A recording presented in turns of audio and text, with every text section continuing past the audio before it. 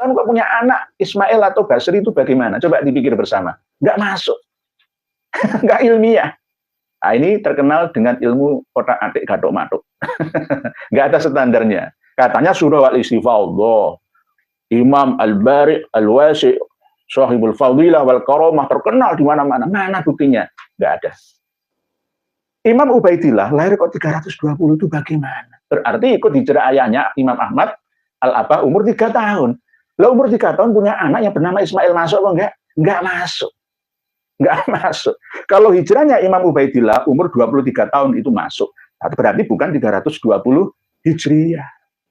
Ada yang mengatakan lahir di marga Syihab yang ada di Indonesia itu beda-beda jalurnya. Kalau Habib Muhammad Rizik Syihab itu berasal dari ayahnya Husain Syihab dari Palembang. Dari Palembang. Kalau keluarga Syihab, Prof. Quraish Syihab, Alwi Syihab, Najwa Syihab itu dari Syihab Makassar, Sulawesi Selatan. Beda. Lah Ustaz kok tahu ya, saya punya bukunya semua. Oleh sebab itu nanti akan kami tampilkan kitab Khidmatul Ashirah. Kitab Khidmatul Ashirah ini yang merangkum nama-nama klan dari Ba'alawi semuanya. Ulama kiai-kiai kita harus punya. Kalau nggak punya minta ke saya kasih PDF-nya. Khidmatul Ashirah. Ini penjelasan ringkasan dari Syamsul Dhairah. Ini pegangan utama dari Rabithah Alawiyah. Harus punya. Jadi dari Palembang. Jadi mohon maaf nih, ini nanti kita bukan mentelanjangi, tapi mempelajari, mengetahui tentang kesucian dzurriyyah Nabi supaya tidak dikotori oleh orang-orang genah ini. Ini yang kami jadikan sebagai minat, moto dan semboyan kami untuk menyampaikan ini. Bukan ngurusi nasab orang lain, bukan.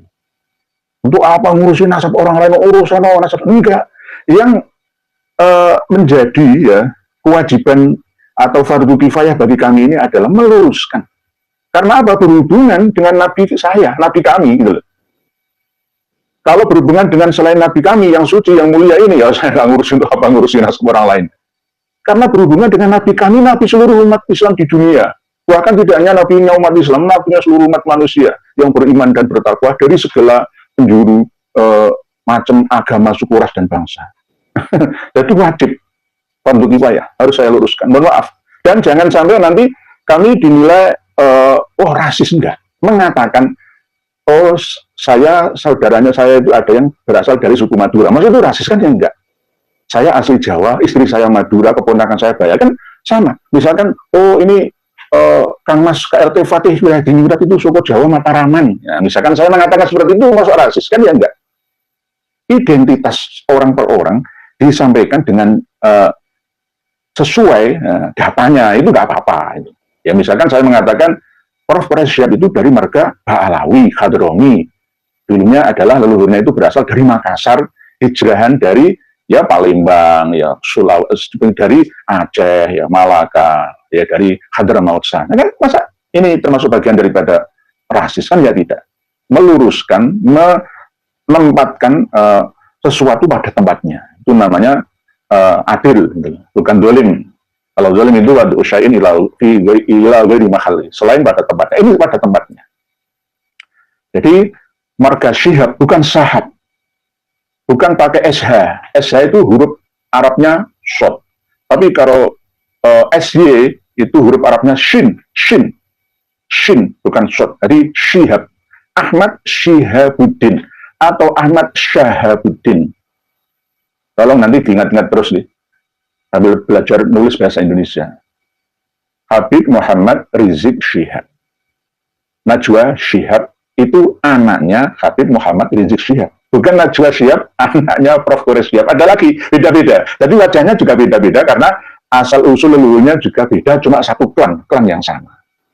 Yang Prof. Quraish Syihab berasal dari Syihab Makassar, kalau Habib Rizik Syihab berasal dari Syihab Palembang. Nah, ini harus dipahami oleh semuanya. Dan telah kami sampaikan dalam tema beberapa jam yang lalu, apakah kami akan membongkar hasil tes DNA-nya Najwa Shihab? Bukan itu. Ada hasil tes DNA dari Ahmad Shihab dari Indonesia, dari DNA yang lengkap ya, ratusan ribu tahun cara melacaknya. Hasilnya jelas, hasilnya sudah sesuai ya, sesuai dengan perkiraan. Nah, yakni mereka adalah bukan berasal dari Arab, bukan berasal dari Bani Hashim, Bani Muthalib, ya, tapi berasal dari ras yang lain.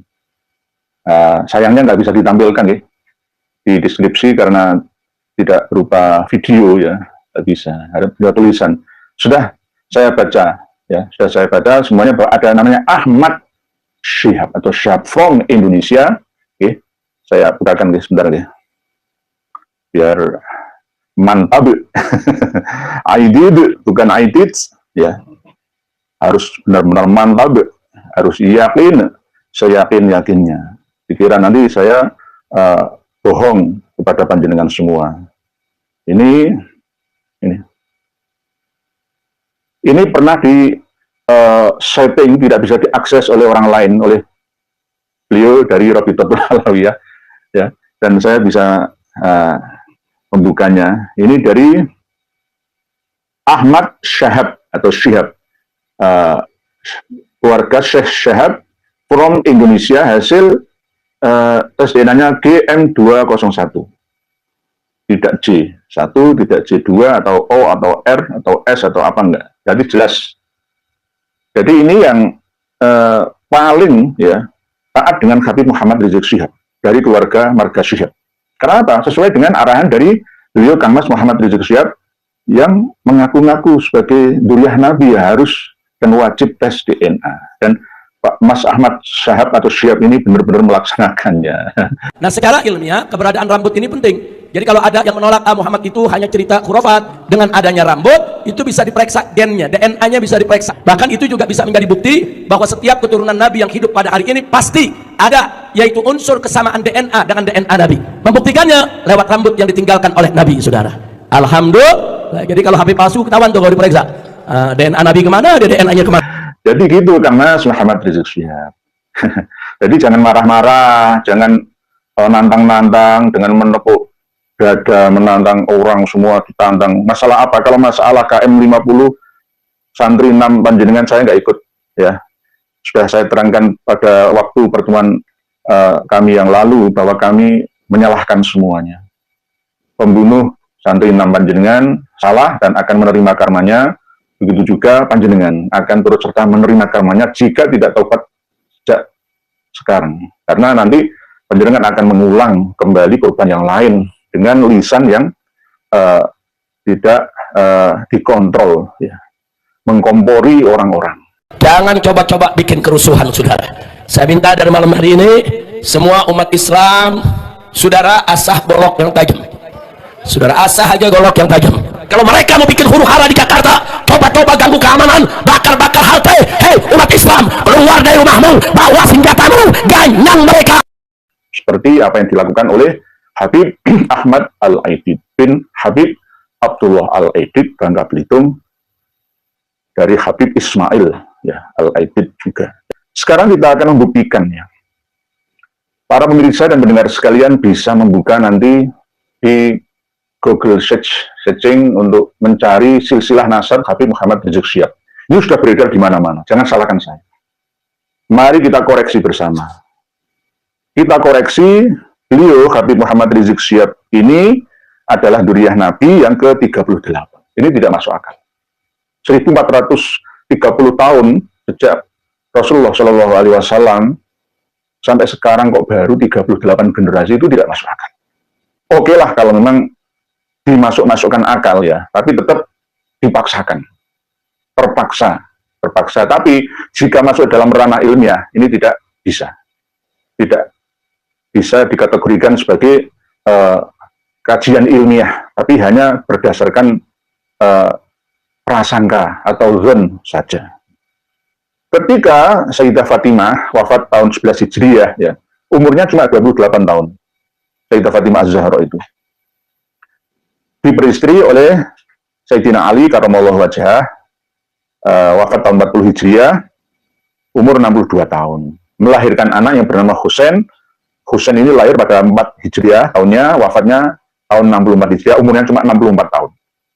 Ali Zainal Abidin, terus sampai Muhammad Al-Baqir, ini generasi yang keempat, kalau dari Rasulullah generasi yang kelima. Itu masih normal. Dalam satu abad, ada 5 generasi. Anak, cucu, terus buyut, canggah, wareng. Itu wajar dalam satu abad 100 tahun. Coba jenengan ingatlah. 45 merdeka bangsa Indonesia, 1945. Sampai sekarang belum ada satu abad. Ketika mbah kita lahirnya tahun 1945, jenengan cek sekarang. Anaknya, ya kan, punya anak, punya cucu, punya buyut. Kakak saya yang paling barat itu umurnya 61 tahun meninggal dunia.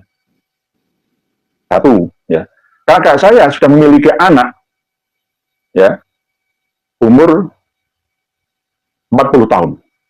40 tahun. 2. Anaknya kakak saya memiliki anak sendiri yang berumur 14 tahun. 3 generasi kan. Ditambah kakak saya berarti 4. Ditambah bapak saya berarti 5. Dalam jangka waktu 100 tahun ini menurunkan 5 generasi. Ini sesuai dengan hitungan dari Fatimah, Husain, Ali Zainal Abidin, Muhammad Al-Baqir. Normal. Normal. Karena Muhammad Al-Baqir lahir tahun 59 Hijriah, wafat tahun 114 Hijriah. Umurnya cuma 55 tahun. Orang-orang zaman dulu itu umurnya tidak terlalu panjang. Karena peperangan. Dulu itu orang harus saling menundukkan satu sama lain. Siapa yang kuat akan menerkam yang lemah. Hukum rimba. Terus sampai ke Ja'far Shadiq, Ali Al-Uraidi, Muhammad An-Naqib, Isa Ar-Rumi, Ahmad Al-Muhajir, ini mulai ada keteledoran. Entah itu sengaja dari Rabi'ah Alawiyah atau dari pihak Habib Muhammad Rizik Syihab sendiri. Yakni ketika sampai pada Imam Ahmad Al-Muhajir, itu lahirnya tahun 260 Hijriah disebutkan di silsilah nasabnya Habib Muhammad Rizik Syihab. 260 Hijriah itu tidak sesuai dengan sejarah dan kitab nasab yang ada. Karena masih simpang siur kebenarannya. Ada yang mengatakan 241 Hijriah lahirnya Imam Ahmad Al-Abra An-Nafat, atau yang terkenal menurut mereka kaum Alawi itu dengan nama Ahmad Al-Muhajir, 241 Hijriah lahirnya. Ada sebagian yang mengatakan 260 Hijriah. Ada lagi dalam kitab Al-Imamul Muhajir itu 273 Hijriah. Di dalam kitab Al-Imam Al-Muhajir yang dikarang oleh Muhammad bin Abdullah bin Nuh, ya, itu 273, tapi lebih cenderung ke 260-an. Ada yang mengatakan 279 Hijriah. Menurut cerita dari kalangan internal Syiah yang ada di Irak, itu bahkan justru 210-an Hijriah. Jadi ada 5-6 versi tahun lahirnya Imam Ahmad Al-Abra An-Nafat, atau yang terkenal dengan nama Al-Muhajir itu. Mana yang benar? Mana yang benar? Padahal di tahun 235 Hijriah, Imam Ahmad itu pernah berjumpa dengan imam yang ke-10 dari Imamiyah Itsna Asyriyah, Syiah Imamiyah Itsna Asyriyah, yakni yang bernama Imam Ali Al-Hadi di desa Surya, Madinah. Itu tahun 235 Hijriah. Berarti umurnya sudah antara 25-an tahun. Berarti lahirnya ya antara 210 Hijriah. Lah, berarti Imam Ahmad yang ada di dalam At-Tusi, ya, versi Syi'i Imami itu tidak sama seperti Imam Ahmad versi Sunni Syafi'i yang diakui oleh Ba'alawi. Nah, di sini disebutkan 260. Wafatnya kompak 345 Hijriah, umurnya 83 tahun. Oke. Sekarang ke Ubaidillah. Nah, ini kan leluhurnya Habib Muhammad Rizik Syihab. Kita kupas bersama. Nanti kalau mantu-mantu ya jatuh semua. Sudah saatnya terbuka nih. Ubaidillah di sini disebutkan lahir tahun 320 Hijriah. Jelas tidak masuk akal. Tertolak secara ilmiah. Kenapa tertolak? Menurut sejarah, bahwa Ubaidillah bersama dengan anaknya yang bernama Ismail yang lahir di Basrah, Irak, itu turut serta hijrah dari Basrah ke Husayyisah lewat Makkah dan Madinah. lewat Madinah sampai ke Mekah. Nah, 317 itu hijrahnya. Kok di sini lahirnya 320, berarti umur 3 tahun. Umur 3 tahun kok punya anak Ismail atau Basri itu bagaimana? Coba dipikir bersama. Nggak masuk. Nggak ilmiah. Nah, ini terkenal dengan ilmu otak-atik gathok-mathuk. Nggak ada standarnya. Katanya surah Al-Istifaudah, Imam Al-Bari' Al-Wasi' Sahibul Fadilah wal Karamah, terkenal di mana-mana. Mana buktinya? Nggak ada. Imam Ubaidillah lahir kok 320 itu bagaimana? Berarti ikut hijrah ayahnya Imam Ahmad Al-Aba umur 3 tahun. Lalu umur 3 tahun punya anak yang bernama Ismail, masuk kok enggak? Enggak masuk. Enggak masuk. Kalau hijrahnya Imam Ubaidillah umur 23 tahun itu masuk. Berarti bukan 320 Hijriah. Ada yang mengatakan lahirnya Imam Ubaidillah itu 295 Hijriah. Jadi ini enggak masuk. Ya, enggak masuk. Gagal. Yang pertama corek, yang kedua corek gagal. Di generasi yang ke-9 dan 10. Sekarang ke generasi yang ke-11. Ubaidillah memiliki anak yang bernama Alwi. Lah, Alwi ini lahirnya tahun 350-an, wafatnya 400-an. Ini nggak jelas juga. Saya belum menemukan. Walam atif ala tarihi wafatihi itu menurut Abu Bakar Asyili, Al-Masyra'ur Rawi, abad 11 Hijriah. Tidak diketahui lahirnya Imam Alwi di tahun berapa, wafatnya juga pasnya tahun berapa. Perkiraan 400-an. Disamakan seperti kedua saudaranya Basri dan Jadid. Nah, ini juga perkiraan otak-atik gathok-mathuk. Berikutnya ke generasi yang ke-12 dari leluhurnya Habib Muhammad Rizik Syihab, Imam Alwi memiliki anak yang bernama Muhammad. Nah, Muhammad ini lahirnya tahun 390 Hijriah, wafatnya 446 Hijriah, masih masuk. Masih masuk. Pantas masih. Ketika Muhammad memiliki anak yang bernama Alwi, lahir 450 Hijriah, wafat 512 Hijriah. Alwi memiliki anak yang bernama Ali Kholi Ihsan, yang terkenal dengan ketika tahiyat, yang membaca sholawat, Assalamualaikum ayuhan Nabi wa rahmatullahi wabarakatuh, itu dijawab langsung oleh Rasulullah. Waalaikumsalam ya Syekh Ali Ba'alawi. Ali Kholi Ihsan ini di sini disebutkan lahirnya 470, terus wafatnya 529, ini jelas juga tidak masuk akal. Umurnya cuma 50 tahun, nggak masuk akal, nggak ilmiah. Kita coba cocokkan dengan kitab Ar-Raudhul Jali saja. Ali Kholi Ihsan itu wafatnya tahun 507 kalau di sini. Ada 527, ada 507, ada 529, ada wafatnya 729. Mana yang benar? Nah, inilah yang namanya otak-atik gathok-mathuk. Ar-Raudhul Jali coba jangan lihat. Halaman 128. Wafatnya itu 507. Jelas nggak masuk. Yang asli sesuai dengan Tabaqatul Khawas, Abdul Latif As-Sirji Az-Zabidi itu 729 Hijriah, wafatnya Imam Ali Kholi Ihsan. Ini di otak-atik lagi, wafatnya 529 Hijriah, tidak sesuai dengan Ar-Raudhul Jali yang 507 Hijriah. Nah ini. Terus ketika Imam Ali Kholi Ihsan memiliki anak yang bernama Muhammad Shahid Mirbad. Ya, ini lahirnya 500 Hijriah, wafatnya 550. Diperkirakan, genep-genep semua. Umurnya 50, 60, 55, 56, 55, gitu. Nggak ada yang ganjil. Terus, ini yang paling tidak masuk akal. Pada generasi yang ke-16 dari leluhurnya, Habib Muhammad Rizik Syihab itu sampai ke Ali, yang menjadi ayahnya Muhammad Al-Faqihil Muqaddam. Ali, yang terkenal dengan nama Walidul Faqih, itu lahirnya tahun 630, terus wafatnya tahun 690. Padahal bapaknya Ali ini wafatnya tahun 550. Orang yang sudah meninggal dunia lama, hampir 80 tahun, kok masih memiliki anak? Ayo, masih memiliki anak yang bernama Ali Walidul Faqih. Jangan nanti koreksi sendiri. Muhammad Shahid Mirbad itu lahirnya 500 Hijriah, wafatnya 550 Hijriah, umurnya 50 tahun. Lah, 550 itu sudah wafat, tetapi memiliki anak yang bernama Ali, yang terkenal dengan ayahnya Muhammad Faqih Muqaddam, lahirnya 630. Itu gila. 630 itu, Muhammad Shahid Mirbad sudah meninggal dunia, perkiraan ya 60 tahun, 80 tahun, ya, 550 tambah 80 tahun. Sudah meninggal 80 tahun itu masih memiliki anak yang bernama Ali Walidul Faqih. Gitu. Lalu, ini yang paling menggembagumkan lagi. Ali Walidul Faqih memiliki anak yang bernama Muhammad Al-Faqihil Muqaddam yang terkenal. Muhammad bin Ali Ba'alawi, ya, tokoh sufi ya, yang mengalahkan Syekh Abdul Qadir Al-Jailani, katanya, menurut mereka, ya, itu lahirnya tahun 574 Hijriah, wafatnya 653 Hijriah. Masuk? Nggak masuk. Antara lahirnya ayahnya, itu duluan anaknya. Ayahnya itu lahirnya 630, anaknya lahirnya 574, ini jelas nggak masuk akal. Cocokkan semua lah.